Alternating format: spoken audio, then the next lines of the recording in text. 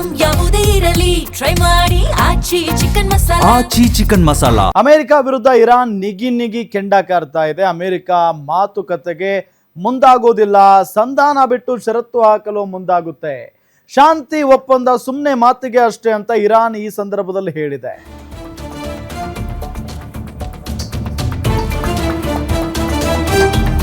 ನೋಡಿ, ಅಮೆರಿಕ ವಿರುದ್ಧ ಇರಾನ್ ನಿಗಿ ಕೆಂಡಕಾರ್ತಾ ಇರೋದು.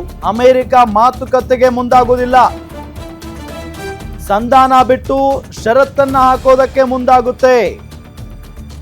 ಶಾಂತಿ ಒಪ್ಪಂದ ಸುಮ್ಮನೆ ಮಾತಿಗೆ ಅಷ್ಟೇ ಅಂತ ಇರಾನ್ ಈ ಸಂದರ್ಭದಲ್ಲಿ ಹೇಳಿರೋದು. ಅಮೆರಿಕ ಶಾಂತಿ ಒಪ್ಪಂದ ಬಿಟ್ಟು ಷರತ್ತನ್ನ ಹೇರ್ತಾ ಇದೆ. ಹರ್ಮುಜ್ ಮುಕ್ತವಾಗಿಡಬೇಕು ಅಂತ ಅಮೆರಿಕ ಹೇಳುತ್ತೆ. ಆದ್ರೆ ಈಗ ಅಮೆರಿಕವೇ ದಿಗ್ಬಂಧನವೇ ಹೇರುತ್ತಿದೆ ಅಂತ ಆರೋಪವನ್ನ ಮಾಡಿರೋದು ಇರಾನ್. ಇರಾನ್ ಯುದ್ಧ ಬಯಸೋದಿಲ್ಲ, ಶಾಂತಿಯನ್ನ ಬೆಂಬಲಿಸುತ್ತೆ. ಅಮೆರಿಕ ನಿಲುವು ಇದಕ್ಕೆ ವಿರುದ್ಧವಾಗಿದೆ ಅಂತ ಇರಾನ್ ಈ ಸಂದರ್ಭದಲ್ಲಿ ತಿರುಗೇಟನ್ನ ಕೊಟ್ಟಿರೋದು ಅಮೆರಿಕಕ್ಕೆ. ನೋಡಿ, ಶಾಂತಿ ಮಾತುಕತೆ ಅಂತ ಹೇಳಿ ಪಾಕಿಸ್ತಾನಕ್ಕೆ ಹೋದ್ರು. ಅಮೆರಿಕದ ನಿಯೋಗ, ಇಸ್ರೇಲ್ನ ನಿಯೋಗ, ಸೌದಿ ನಿಯೋಗ, ಇರಾನ್ ನಿಯೋಗ ಎಲ್ಲ ಹೋಯ್ತು. ಹೋಗಿ ಅಲ್ಲಿ ಮಾತುಕತೆಗಿಂತ ಹೆಚ್ಚಾಗಿ ಷರತ್ತುಗಳನ್ನ ವಿಧಿಸೋದಕ್ಕೆ ಅಮೆರಿಕ ಟ್ರೈ ಮಾಡ್ತಂತೆ. ಷರತ್ತುಗಳ ಮೇಲೆ ಷರತ್ತುಗಳನ್ನ. ಸೊ ಇಲ್ಲಿ ಶಾಂತಿ ಮಾತುಕತೆಗೆ ಬಂದಂಗೆ ಕಾಣಿಸ್ಲಿಲ್ಲ ಇವರು ಷರತ್ತುಗಳನ್ನ ಹಾಕೋದಕ್ಕೆ ಬಂದಿದ್ರು. ಅಮೆರಿಕ ಶಾಂತಿ ಒಪ್ಪಂದ ಬಿಟ್ಟು ಷರತ್ತನ್ನ ಹೇರೋದೇ ಇವರ ಕೆಲಸ. ಹರ್ಮುಜ್ ಮುಕ್ತವಾಗಿಡಬೇಕು ಅಂತ ಅಮೆರಿಕ ಹೇಳುತ್ತೆ. ಆದ್ರೆ ಈಗ ನೋಡಿದ್ರೆ ಅದೇ ಅಮೆರಿಕ ದಿಗ್ಬಂಧನವನ್ನ ಹೇರ್ತಾ ಇದೆ ಅಂತ ಹೇಳಿ ಇರಾನ್ ಆರೋಪವನ್ನ ಮಾಡಿರೋದು. ಈಗ ಇರಾನ್ ಯುದ್ಧ ಬಯಸೋದಿಲ್ಲ, ಶಾಂತಿಯನ್ನ ಬೆಂಬಲಿಸುತ್ತೆ. ಅಮೆರಿಕ ನಿಲುವು ಇದಕ್ಕೆ ವಿರುದ್ಧವಾಗಿದೆ ಅಂತ ಇರಾನ್ ಈ ಸಂದರ್ಭದಲ್ಲಿ ತಿಳಿಸಿರೋದು. ಸೊ ಜಾಗತಿಕವಾಗಿ ಯುದ್ಧ ಇಲ್ಲಿಗೆ ಸ್ಟಾಪ್ ಆಗಬಹುದು ಅಂತಾನೆ ಅಂದಾಜಿಸಲಾಗಿತ್ತು. ಬಟ್ ಯಾವುದೇ ರೀತಿಯಾದಂಥ ಯುದ್ಧ ನಿಲ್ಲುವ ಲಕ್ಷಣಗಳಂತೂ ಕಾಣಿಸ್ತಾ ಇಲ್ಲ. ಯಾಕೆ ಅಂತ ಅಂದರೆ ಈ ಶಾಂತಿ ಮಾತುಕತೆ ಹಳ್ಳ ಹಿಡಿದ ನಂತರ ಮತ್ತೆ ದೊಡ್ಡ ಮಟ್ಟದಲ್ಲಿ ಈಗ ಯುದ್ಧ ಮುಂದುವರಿತಾ ಇದೆ. ಹರ್ಮುಜ್ ಜಲಸಂಧಿ ಮೇಲೆ ಅಮೆರಿಕ ದಿಗ್ಬಂಧನವನ್ನ ವಿಧಿಸಿರೋದು. ಅಮೆರಿಕ ದಿಗ್ಬಂಧನವನ್ನ ತೀವ್ರವಾಗಿ ಖಂಡಿಸಿದೆ ಚೀನಾ. ಅಮೆರಿಕದ ದಿಗ್ಬಂಧನ ಅಪಾಯಕಾರಿ ಅಂತ ಚೀನಾ ಹೇಳಿದೆ. ಮಧ್ಯಪ್ರಾಚ್ಯದಲ್ಲಿ ಅಮೆರಿಕ ಹಸ್ತಕ್ಷೇಪಕ್ಕೆ ಕೆಂಡಕಾರಿರೋದು. ಮಧ್ಯಪ್ರಾಚ್ಯದ ಸ್ವಾತಂತ್ರ್ಯಕ್ಕೆ ಧಕ್ಕೆ ತರಬಾರದು. ಕೊಲ್ಲಿ ರಾಷ್ಟ್ರಗಳಲ್ಲಿ ಶಾಂತಿ ಸ್ಥಾಪನೆಗೆ ಒತ್ತು ನೀಡಬೇಕು. ಮತ್ತೊಂದೆಡೆ ದಿಗ್ಬಂಧನ ಕೈ ಬಿಡುವಂತೆ ಸೌದಿ ಒತ್ತಡವನ್ನ ಹಾಕಿದೆ.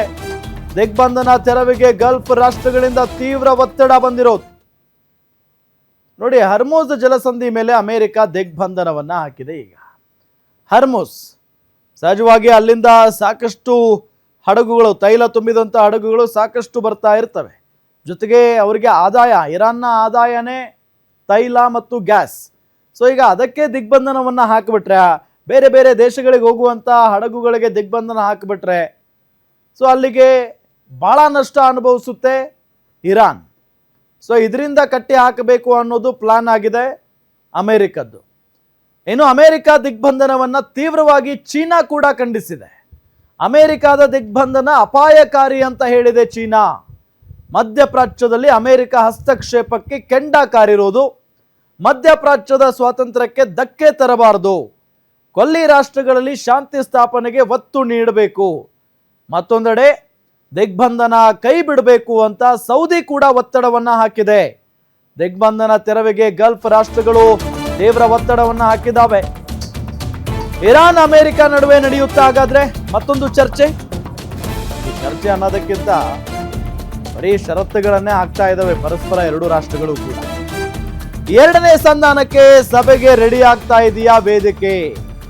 ಪಾಕಿಸ್ತಾನ ಅಥವಾ ಜಿನೀವಾದಲ್ಲಿ ಎರಡನೇ ಸುತ್ತಿನ ಸಂಧಾನಕ್ಕೆ ಚಿಂತನೆ ನಡೀತಾ ಇದೆ. ಗುರುವಾರದ ಒಳಗೆ ಎರಡನೇ ಸುತ್ತಿನ ಸಭೆ ನಡೆಯುವ ಸಾಧ್ಯತೆ ಇದೆ. ಎರಡನೇ ಸುತ್ತಿನ ಮಾತುಕತೆ ಆರಂಭವಾಗುತ್ತೆ ಅಂತ ವರದಿ ಬಂದಿರೋದು. ಈ ಬಾರಿಯೂ ಚರ್ಚೆ ಫೇಲ್ ಆದ್ರೆ ಯುದ್ಧ ನಿಲ್ಲಲ್ಲ, ಕಂಟಿನ್ಯೂ ಆಗುತ್ತೆ. ಮೊದಲ ಸುತ್ತಿನ ಮಾತುಕತೆ ಮೊನ್ನೆ ನಡೆಯಿತು ಪಾಕಿಸ್ತಾನದಲ್ಲಿ. ಆ ಸಂದರ್ಭದಲ್ಲೂ ಕೂಡ ಅಮೆರಿಕ ಅಧ್ಯಕ್ಷ ಡೊನಾಲ್ಡ್ ಟ್ರಂಪ್ ಹೇಳಿದ್ರು, ಮಾತುಕತೆ ಏನಾದ್ರೂ ಫೇಲ್ ಆದ್ರೆ, ವಿಫಲ ಆದ್ರೆ ನಿಮ್ಮನ್ನ ಮಾತ್ರ ಸುಮ್ಮನೆ ಬಿಡಲ್ಲ, ಇಡೀ ಇರಾನ್ನ ಸರ್ವನಾಶ ಮಾಡಾಕ್ತೀವಿ ಅಂತ ಹೇಳಿ. ಅದಕ್ಕೆ ಪುಷ್ಟಿ ಕೊಡುವಂತೆ ಈಗ ಹರ್ಮೂಜ್ ಜಲಸಂಧಿಗೆ ದಿಗ್ಬಂಧನವನ್ನ ಹಾಕಿರೋದು ಅಮೆರಿಕ.